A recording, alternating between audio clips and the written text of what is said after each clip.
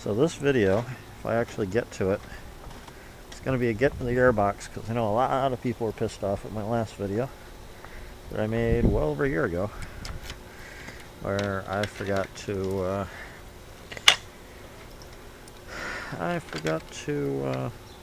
go ahead and well, get the second camera view on. So first, remove your back seat, remove your front seat, and get to all these wonderful little retainers that are going to be a complete pain in the ass to remove.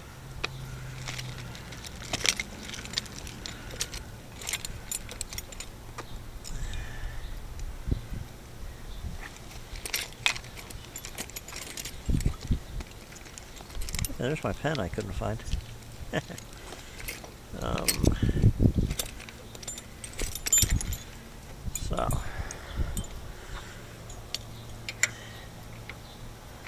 So the bottom one's a 10 mil. I gotta remember to bring those patch cables back to work.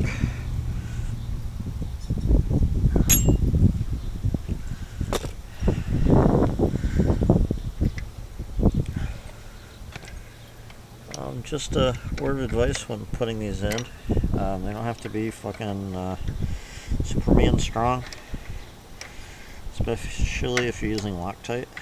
You don't want these stripped, and they're basically just grabbing onto a rubber grommet, so putting them in there super duper tight ain't gonna do you a damn bit of good. I mean, the whole idea of the rubber grommet is to do some vibration resistance and allow it some free play. There, so the bottom's done. I guess I'll throw my bolts in there today. So,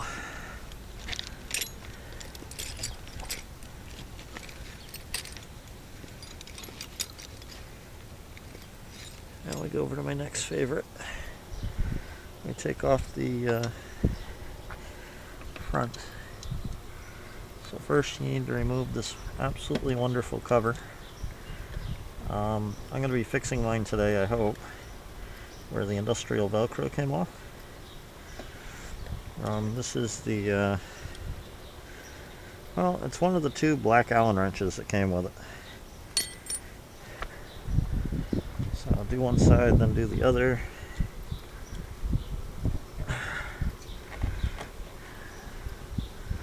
Usually don't put on He-Man tight, but I put them on tight enough that when I go to undo them I can feel them crack. No, they don't literally crack. For those of you that just have no fucking brain. Most of our subscribers are pretty good. I like all you guys. There's one or two that, you know, need some assistance. So here's what I was talking about. See, this side peeled off cleanly, this side didn't. Get a little bit of vibration out of that, so that's going to be glued back in place today at some point. Looking beautiful out. So now we have our top two. For also 10 mil. If you're going to store anything down here, watch out, your positive's down here. Negative's right here, at least on the 2012. Don't do anything stupid. It's gonna hurt it.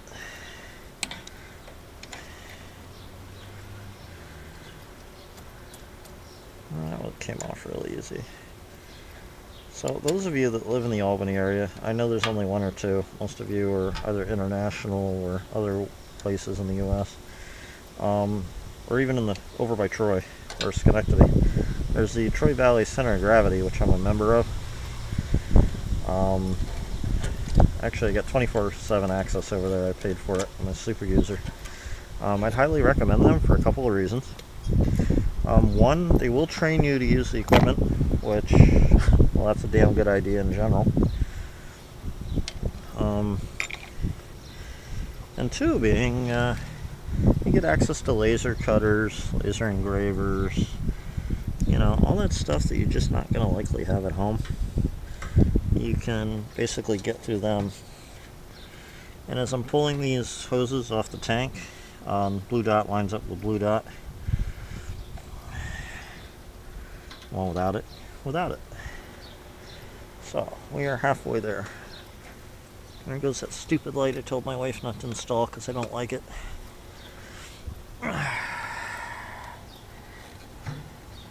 So now for our next part. So this little red tab in here has to be peeled upwards. There we go. That releases the fuel line. And then there's a tab back here for the electrical. Usually this is better if you have another hand. But if you're a dumbass like me, you may not think about that. Ah, fucker.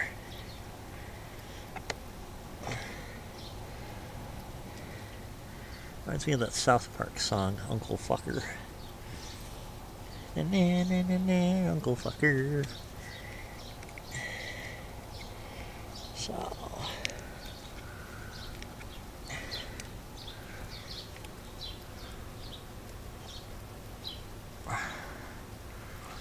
what you want to do is you want to pull the little tab that's in here towards the outside of the connector and then slide out. When you take this gas line off, you'll get a couple trickles. Just keep that in mind and be very gentle taking her off, because this is one of those parts you'll only get from fucking Japan. There we go. There we go. And there's just a dribble or two. There we go.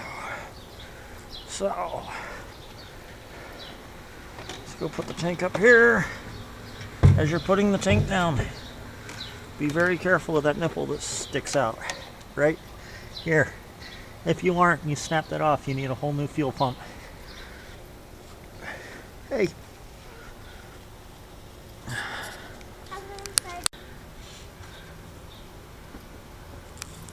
You can just walk right on in. Just turn it and push. So, several people have several wonderful questions about getting the airbox itself out. First things first. This is your air temp sensor. Unhook this right here. Only goes on one way. Then for these, flip it over. Push down, pull. Maybe give them a little incentive to come off. This is possibly one of the more expensive parts on your bike. This, as far as I know, is your computer, your relay box, all that shit all in one. If I'm wrong, somebody will correct me. They probably will correct me and be wrong too. So, a lot of people keep saying, okay, how do you get your airbox out of the harness? I am about to show you the trick. And it's not even really a trick. So, let's get ready for that. There's a whole shit ton of screws around the outside edge. Little Phillips. So here's one. I usually do this with a screw gun, but I'm doing it manually today just to show you that this can be a pretty quick job if you make it one.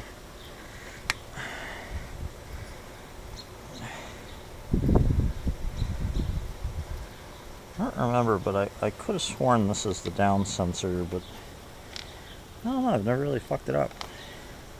Oh, you know what? That could be the relay box. One of the two is. I don't know. One is, one isn't, whatever. So far, I will have now taken off 3 Phillips heads. They look to be self-tapping. No, they're not. They're just really coarse threaded. So, give your harness a little tug as you need to.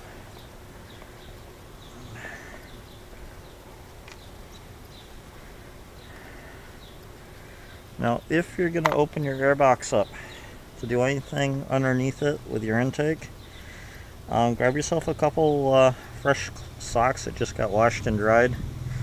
I'd suggest without fabric softener, no particular reason, other than that's my preference, just so we don't have any contaminants. Because a regular wash and dry cycle, although it may not feel as comfy on your feet, that should be all that's needed. You just want to keep shit from falling in. I've used, I don't know what you call them, but mechanics towels are basically a heavy paper towel with a little linen content. I think they're made by Scott's towel. I don't know. Doesn't really matter. So my whole purpose in doing this today is A, to get the video I said I would do on the 4th of July done, since it's not raining now, and shouldn't for several hours. And B, I want to look at my air filter. So, everybody says, oh, well, my harness is too tight, da da da da da. Well, you're doing it wrong. Up, over, and then fight with it. Because this little rat bastard. Slide her over all these little pins. Now, up and out. Ta-da! Now, watch these. This is an aftermarket air filter, which I'm about to check. And needs to be worked on. Here's your snorkels. Yeah, I don't know. I might leave it. I'm gonna be an idiot. So, to get this air box off, this whole thing, you just pull up gently. I'd suggest taking these side pieces off, which you have to get to through your fairings. There is an actual clamp mechanism. I'll see if I can guide myself into looking at it down here on the side.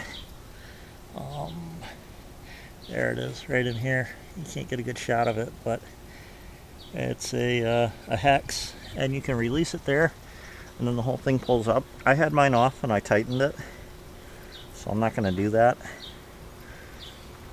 What I may do, however, is pull the snorkels out for giggles. Or I may not. It's looking like it might be a little more involved than it should be. Yeah, I ain't fucking with it.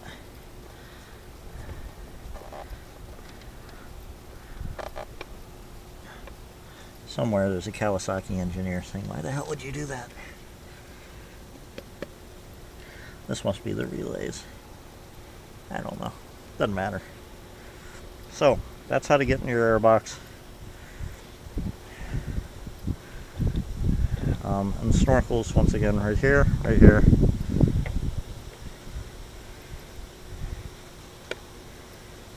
Just make sure everything's aligned when you put it back in. This one screw should be a captive screw, which means it shouldn't fall out into your intake. Doesn't have to be in there He-Man-like. Just wanted to check the status on mine. This cable right here, this is about to be unplugged and rerouted. This is to this little cigarette lighter up here. Thought it was a good idea. It was a horrible fucking idea. I mean, it was a good idea for the time. It was a horrible idea in general. Because of the fact that I need it in the back, not in the front. Now, I didn't think about that at the time. I just ran it. So, there's that. I'll have to kill that zip tie later on. No, maybe not. There. Zip tie's not hurting anybody. I just got to pay attention to this when I go doing anything. I'm hoping the negative's the one that's outside, that's not being, and that nobody would be stupid enough to put the positive on the outside where it could ground on something. However, this is America. And occasionally, people do really stupid shit. Like you don't say, right? There we go. So now I know what that's to. I'm going to leave that just hanging. I feel safer that way. That's going to end up going into my tail bag. So, let's put the top back on. First, let's hose it off. Why? Because, once again, it makes me feel better. Oh. And I'm sure somebody somewhere is going to say, oh, you know, nice pants. You know, my little jammy looking things. It's called, I wasn't doing shit today. Oh, nice spider web. You little fucker. You better stay the fuck away from me.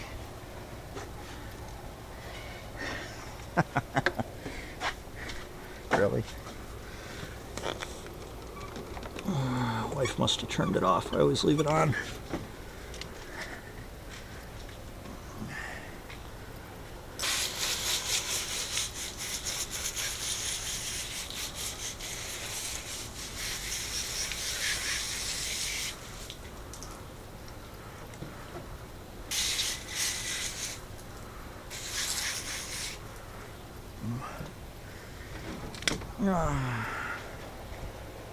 Why do we have... Oh, the painted rocks. My children's in one of those Head Start programs. Really helps the kids out a lot, but sometimes it makes you wonder if the people who run it were dropped on their head. Inside's nice and clean. Inside the connector's nice and dry. Even if it weren't, it will be eventually.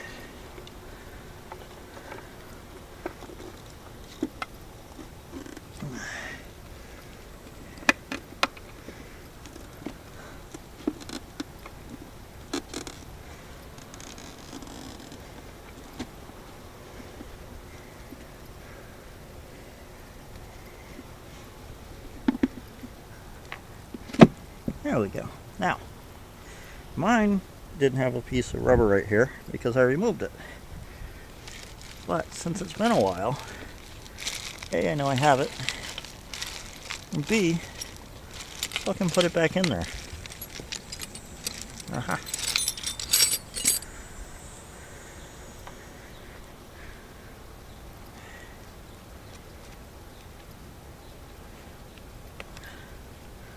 Now, you may wonder why the hell is that there?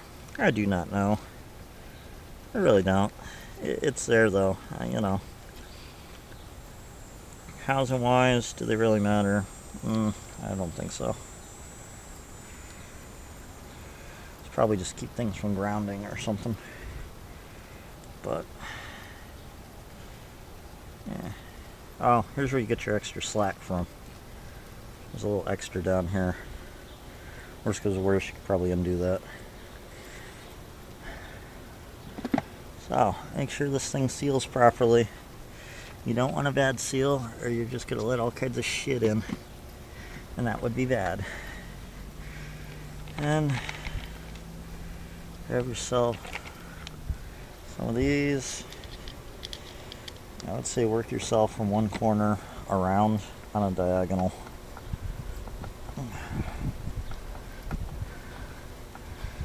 I wouldn't put them in super fucking tight. You can strip this plastic. You know, it's like everything else about this. This is a 650, it's not the ZX14. You know, you didn't spend that kind of time and money into the quality of the parts, I don't think. Don't get me wrong, I'm not digging on the bike. It is what I want it to be. Which is cheap, efficient, and fucking reliable so far.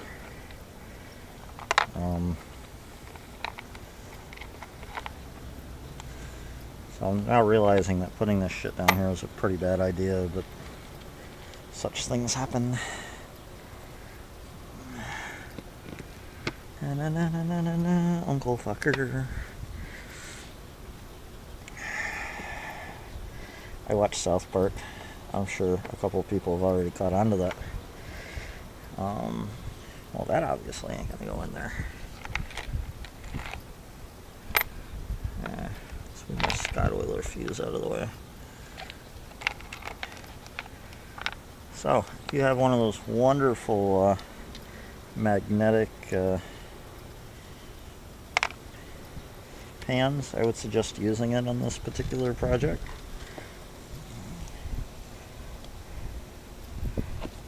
Also remember there's 1, 2, 3, 4, 6, 7, 8 screws that go into this air box on the top. And once again, remember, tight, but not retarded tight. You're just holding it closed. You're not trying to save the world with it or whatever in the hell.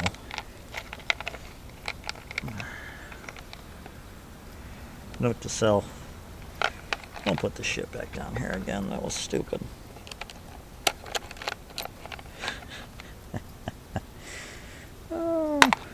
Boy.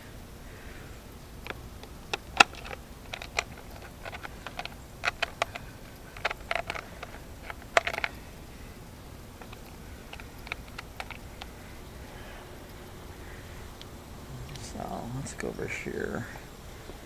One of these.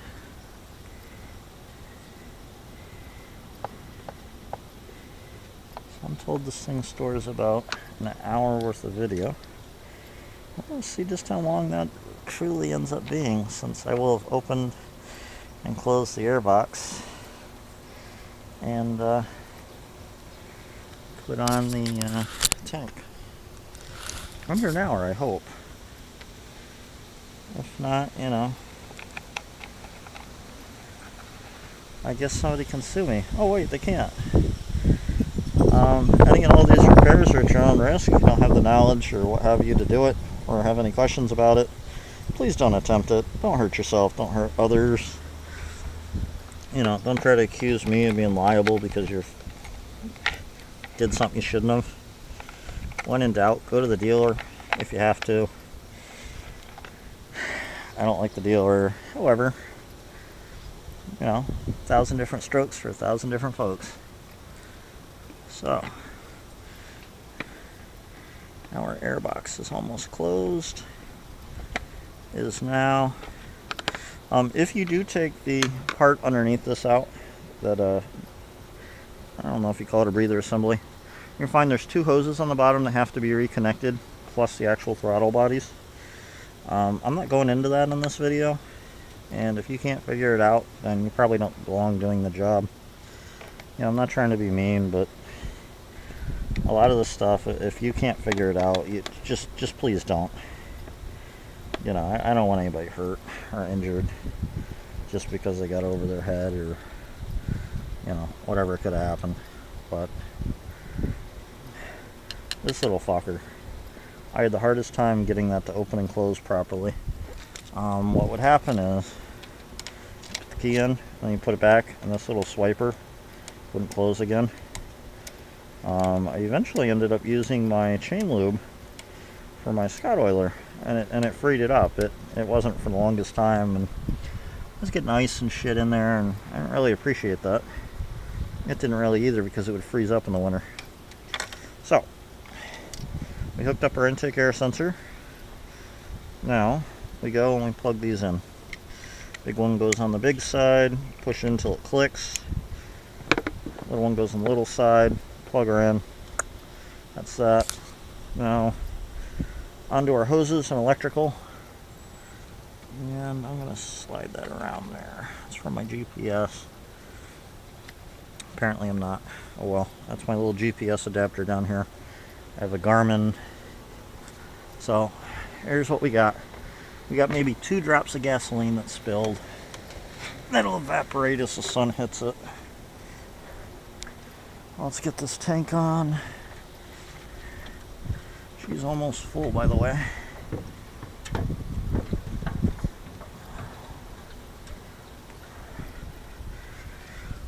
So, first trick. Get that fucking fuel line on.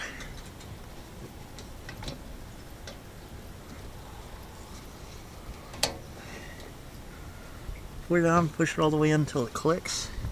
Then pull back gently to make sure it actually made it. If you fuck up on that,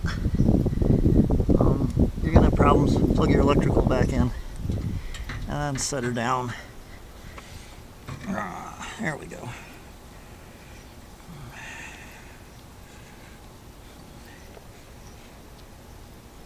There we go.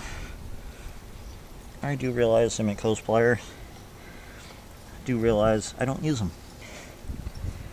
So, how's that? Tank bolt, 10mm once again, for your ratchet, wrench, whatever. And then we got the 2 up top. Mine, careful, these washers do matter, otherwise you're trying to put the head of a bolt right into the rubber. It'll let you. I wouldn't do it. It's a bad idea. You don't need more problems. That's probably why you're watching my channel. I don't want to cause you any problems either. And let's go swipe the old forehead. So now,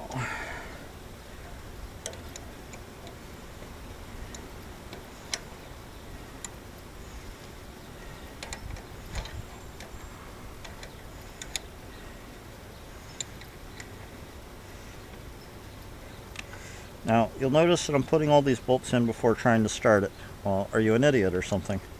No. A lot of vehicles use metal parts as grounds. I don't know if this does or doesn't, nor do I care. I just want to make sure it's all in place. Besides, if something goes wrong, I want to make sure it's limited to what it should be limited. So here we go. Verify she starts. Did not sound happy. Let's check down here. I don't see any leaks.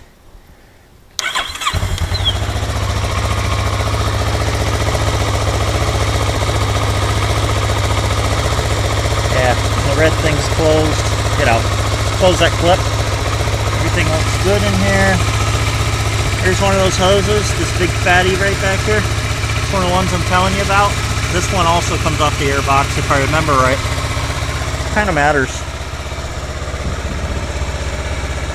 So,